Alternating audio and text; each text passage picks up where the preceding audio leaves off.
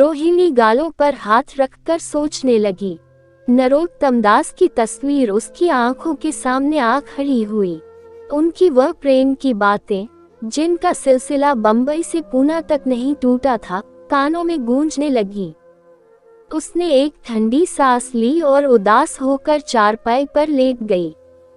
सरस्वती पाठशाला में एक बार फिर सजावट और सफाई के दृश्य दिखाई दे रहे हैं। आज रोहिणी की शादी का शुभ दिन, शाम का वक्त, बसंत का सुहाना मौसम। पाठशाला के दारों दीवार मुस्करा रहे हैं और हरा भरा बगीचा फूला नहीं समाता। चंद्रमा अपनी बारात लेकर पूरब की तरफ से निकला। उसी वक्त मंगलाचरण का सुहाना राग उस रूपहली चौदनी और हल्के हल्के हवा के झोंकों में लहरें मारने लगा। दूल्हा आया, उसे देखते ही लोग हैरत में आ गए। यह नरोत्तम दास थे। दूल्हा मंडप के नीचे गया। रोहिणी की माँ अपने आप को रोक न सकी। उसी वक्त जाकर सेठ जी के पैर पर गिर पड़ी।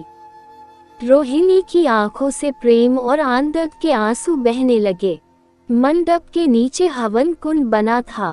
हवन शुरू हुआ, खुशबू की लपेटें हवा में उठी और सारा मैदान महक गया।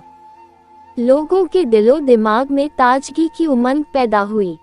फिर संस्कार की बारी आई। दूल्हा और दुल्हन ने आपस में हमदर्दी, जिम्मेदारी और वफादारी के पवित्र शब्द अपनी जबानों से कहे। विवाह की वह मुबारक जंजीर गले में पड़ी जिसमें वजन है, सख्ती है, पाबंदियां हैं, लेकिन वजन के साथ सुख और पाबंदियों के साथ विश्वास है। दोनों दिलों में उस वक्त एक नई, बलवान, आत्मिक शक्ति की अनुभूति हो रही थी। जब शादी की रस्में खत्म हो गईं तो नाच गाने की मजलिस का दौर आया। मोहक गीत गूंजने लगे।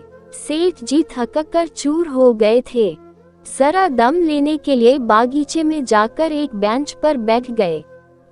ठंडी ठंडी हवा आ रही थी। एक नशा सा पैदा करने वाली शांति चारों तरफ छाई हुई थी। उसी वक्त रोहिणी उनके पास आई और उनके पैरों से लिपट गई। सेठ जी ने उसे उठाकर गले से लगा लिया और हंसकर बोले, क्यों, अब तो तुम मेरी अपनी बेटी हो गई।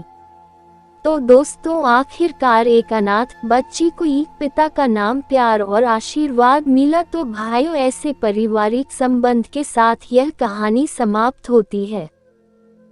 अभी आप सुन रहे थे अनाथ लड़की कहानी अंतिम भाग। यह कहानी अच्छी लगी हो तो लाइक, शेयर, सब्सक्राइब जरूर कीजिएगा। जल्द ही मिलते हैं अगले कहानी के साथ। तब तक खुश रहे और दूसरों को भी खुशियां बांटे। अब अपने भाई को दीजिए इजाजत। धन्यवाद।